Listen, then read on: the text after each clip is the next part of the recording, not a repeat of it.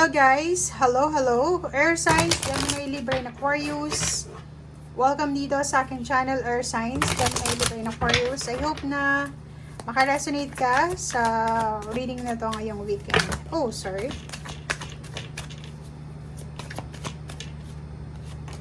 Okay, Evolution. Ooh. Oops. Okay, Air Signs. Ang nakikita natin dito guys, it's either relationship, success, or kung ano pa man. Mayroon kang posibleng mga projection sa sarili mo may kanya-kanya naman tayo ng pananaw, 'di ba? May kanya-kanya tayong pananaw tungkol sa success or tungkol sa prosperity and abundance. Pero sa weekend na 'to, nakikita natin na mag-iiba ng pananaw. Mag-iiba ka ng pananaw sa buhay. Kung dati, ang pananaw mo sa buhay is kailangan ng tao ang edukasyon, kailangan makapagtapos ng pag-aaral ng kolehiyo para maabot yung pangarap, parang gano'n, ganito. Pero ngayon, parang nag-iba na, parang naisip mo na, mas okay pala yung madiskarte kaysa matalino, parang ganun lang, diba? But nakikita din natin dito na may mga pagbabagong nangyayari sa buhay mo na marirealize mo na ang bilis ng panahon, 'di ba? Yung parang mapapansin mo sa weekend na to na ang bilis pala ng ikot ng mundo, okay? May iba din sa inyo dito na posibleng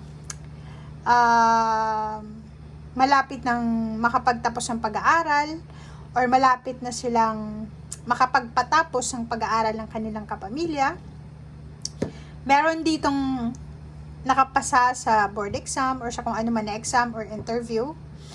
Or nakikita natin na meron ditong mga air signs, Gemini, Libra, and Aquarius na pakiramdam nila matanda na sila or parang naisip nila senior citizen na pala sila or naisip nila na ang bilis ng panahon, 'di ba? 10 years agad yung lumipas, 4 years agad yung lumipas or kung ano pa man. Okay? So, yun yung nakikita natin dito, guys.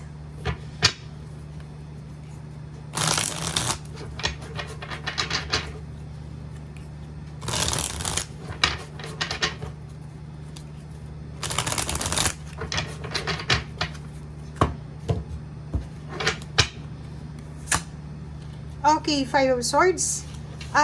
Nakikita ko sir dito na may iba sa inyo na medyo yun, nagbago talaga yung projection nyo, yung nakikita nyo yung sarili nyo na parang nagbago na yung pananaw nyo sa buhay. So, may iba sa inyo ditong siguro ile-let go mo na lang yung mga pangarap mo sa buhay or siguro ang iisipin mo sa ngayon sa weekend na to na kung ano man itong darating sa'yo, tatanggapin mo. Kung hindi dumating, ayos lang. Diba? 8 of Wands. So, nakikita natin dito guys na mapa-good news man or kung ano man tong balita na pwedeng dumating sa'yo, tatanggapin mo siya ng maluwag or maluwalhati. Okay? May mga messages ka, chat call, or any important communication na matatanggap sa linggong ito na pwedeng magbigay sa'yo ng confusion or choices, parang ganun. So, mapapera man yan, or relationship, or kano pa man, nakikita natin dito na medyo medyo confused, or kailangan ng balance. Diba? Hindi nyo na alam kung ano yung gusto nyo, basta go with the flow lang, yun yung nakikita natin, go with the flow ka lang. Hangman, and Three of Pentacles. May iba sa inyo sobrang naghihintay na, diba? Ang tagal yung naghihintay. So, until now, naghihintay pa rin kayo. It's either, kailan matutuloy yung travel, kailan matutuloy or kailan makakapasa ng exam, kung kailan, parang nakikita natin dito na medyo stress, medyo nababagot na, nabobore na sila sa araw-araw na ginagawa nila. Okay? Pagod na din.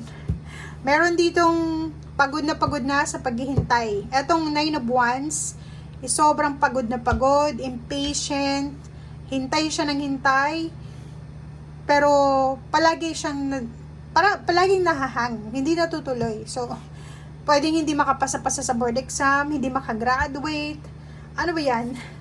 Hindi makaalis-alis. Oh, so pwedeng relationship siya or family, may mga okasyon sa pamilya na hindi matuloy-tuloy, palaging nahahang. Ang kailangan mo sa weekend na to is temperance. Kailangan mo ng pasensya, dobleng pasensya. Understanding. Kasi ang nakikita natin dito is ang tagal mo nang naghihintay, ang tagal mong parang anong tawag dito?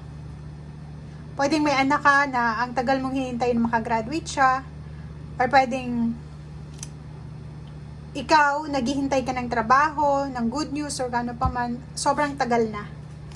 Diba? So, Ace of Swords, yun. Yun ang nakikita natin na hinihintay mo. Naghihintay ka ng mensahe, ng good news, ng confirmation. Oh, ganun pa rin. Naghihintay ka ng pwedeng mapagkakitaan, financial. Naghihintay ka kung kailan kayayaman, kung kailan mo mahahawakan yung pera, o Three of Wands and Three of Pentacles. Pwedeng naghihintay kayo kung kailan nyo sisimulan yung negosyo, kung kailan makakapagtapos ng pag-aaral, kung kailan makakapagsimula ng pagpapatayo ng bahay. Sobrang inip na. Oh, pagod na. Double time. Multitasking, yun yung ginagawa mo eh. May nakikita ko ditong air signs na sa sobrang kagustuhan niyang yumaman, mag-improve ang kanyang buhay. Kung ano-ano na lang yung pinapasok niya. Lahat ng klase ng business, pinasukan niya na. Lahat ng pagbebenta, ginawa niya na. Online, ginamit niya na yung online. May insurance pa na nagbebenta siya ng bahay, ng insurance, o ano pa man. Or pwedeng teacher pa siya. Diba? Pero High Priestess, sinasabi ng barahan na yun. Makinig ka sa sinasabi ng intuition mo, kasi kahit anong gustuhin mo, kung hindi para sa'yo, hindi para sa'yo. Diba? Sinasabi ng baraha, acceptance. Kailangan natin minsan natanggapin kung ano talaga yung deserve natin. Kasi minsan meron tayong pinoproject sa sarili natin. Meron tayong wini-wish na gusto kong maging milyonaryo, gusto kong maging stable, perfect yung relationship, pero hindi nangyayari. Kasi hindi yun yung life purpose mo. Kasi kanya-kanya tayo ng life purpose dito sa mundo eh. 'Di ba? Huwag nating ipilit. Yun lang yung ang pinaka-message dito sa'yo. Ang buhay ng taon, ganun talaga ang buhay. Tumatanda, may bagong panganak, magdadalaga, magbibinata, patanda ng patanda, and then may, 'di ba, endings. Ganun talaga ang buhay. Walang permanente dito sa mundo, and hindi natin kontrolado 'yon. Okay? So, go with the flow lang tayo. Go with the flow and embrace kung ano man ang pagbabagong dumating, and be thankful and grateful kung may mga pagbabago. Kung wala, thankful and grateful pa rin. Okay? So, thank you guys, and see you again. Bye!